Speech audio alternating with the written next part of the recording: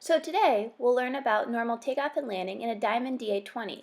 Let's first take a look at some important instruments in my cockpit. We have our COM1 and COM2 here. This shows my GPS, which is currently not working, unfortunately. Over here we have our airspeed and our engine instruments on the right-hand side. Now I'm pointing to our vertical speed indicator and our altitude and our compass and our VOR. And then we also on the left-hand side have our airspeed, where I'm pointing now. When we take off, we want to be at about 50 knots. Here I'm about to do our run-up, and then we'll take off. Okay, we're done with our run-up now, so I'm going to pull up to the hold short line right up here. And before I cross this hold short line, I want to make sure that I make a radio call. It'll sound something like Livingston County traffic, Diamond 267 Delta Charlie, taking off runway 31, closed pattern, Livingston County.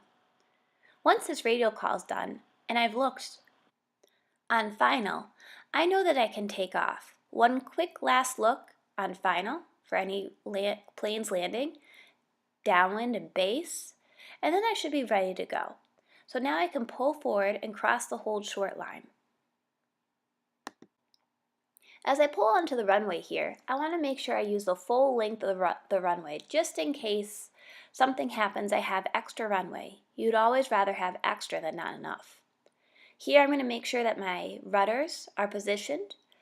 I'm going to anticipate the right turning tendency. I'm going to have my ailerons tipped into the wind if necessary. And I'm going to want to keep my eyes down the runway and noticing my airspeed. I'm looking for 50 knots, and that will be when I start my rotation. There we go, and we're up. Now I'm careful to make sure that I'm rotating at 50, and now I'm climbing out at 68, VX. This will be giving me the best angle of climb. On takeoff, I'm careful to make sure I'm maintaining 68, while at the same time checking my engine instruments to make sure they're all in the green, and also checking that there's no traffic in my way, and I'm keeping an eye on my altitude. At about 500 feet above the ground, and my engine instruments look good, I can retract my flaps from takeoff to cruise. And then about 300 feet below pattern altitude, I'm going to make my crosswind turn to the left. 300 feet below pattern altitude is 1700 for this airport. Pattern altitude is 2000. I'm double checking my engine instruments there, looking outside for traffic, and now I'm going to make my left crosswind turn. You can make a radio call that would sound something like this.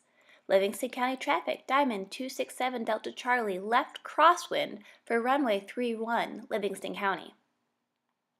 Again, I'm looking for traffic, and I'm listening on the radio for any incoming planes, but it was pretty quiet today. Just double checking my altitude right here, my airspeed. I want to stay above 68. Here, I'm about ready to make my downwind turn, so I'm going to be lowering the nose to get to 90 knots and maintain the 2,000 foot altitude. Here I did go a little bit high, as you can see on my altitude.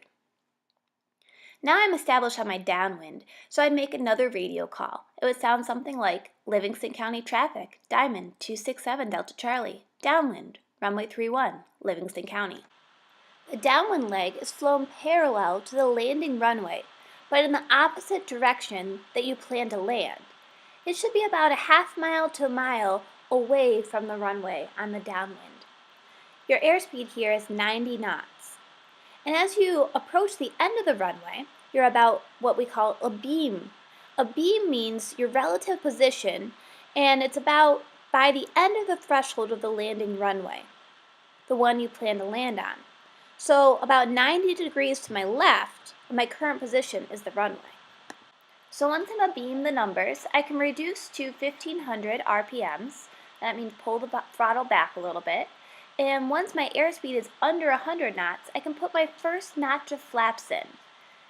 Once my first notch of flaps are in, then I'm trying to pitch for 80 knots as I continue my downwind and descend out of traffic pattern altitude. So I'm descending from 2,000 down. Now this descent just depends on the rate at which my plane descends based on where I need to pitch for to hit 90 knots at 1500 RPMs. Now I'm going to start my left turn to base.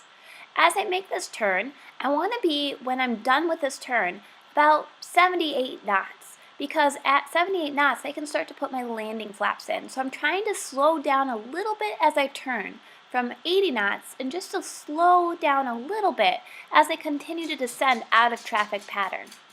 Now, once my airspeed is below 78 knots, I try to do a little bit less than that. I can put my landing flaps in. You can see I just put my landing flaps in.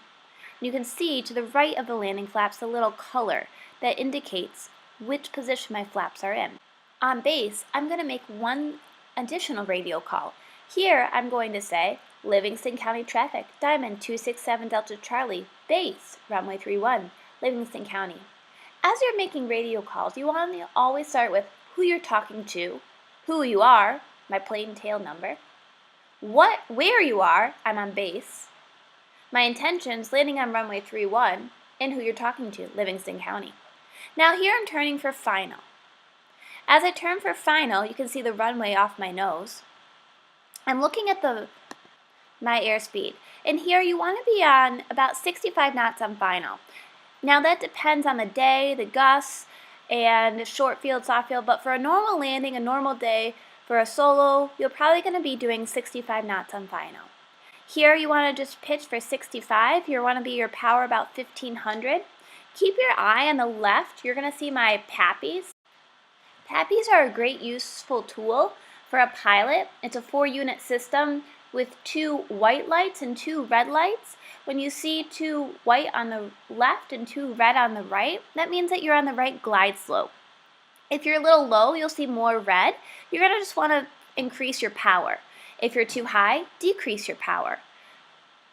Here, really just keep your eye on the runway. Just focus on what your instructor has taught you to do.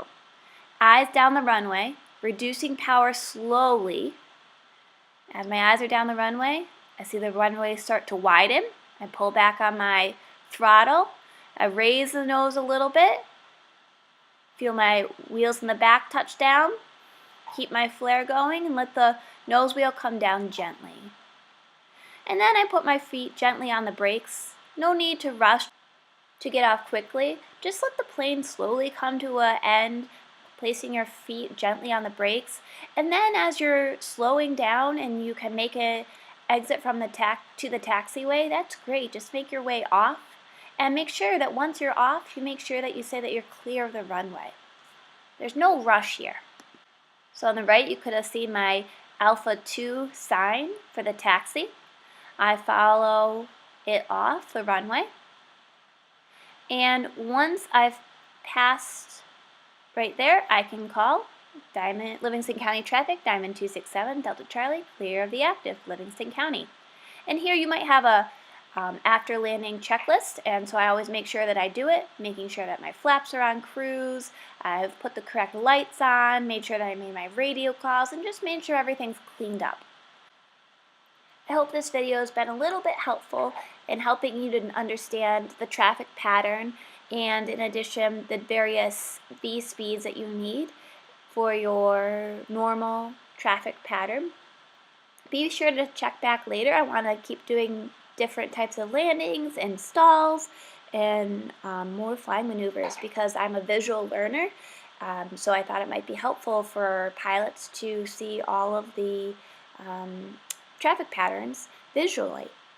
I am not a CFI. I'm a private pilot and just want to continue to educate myself and keep learning and having fun flying. So hope you enjoy.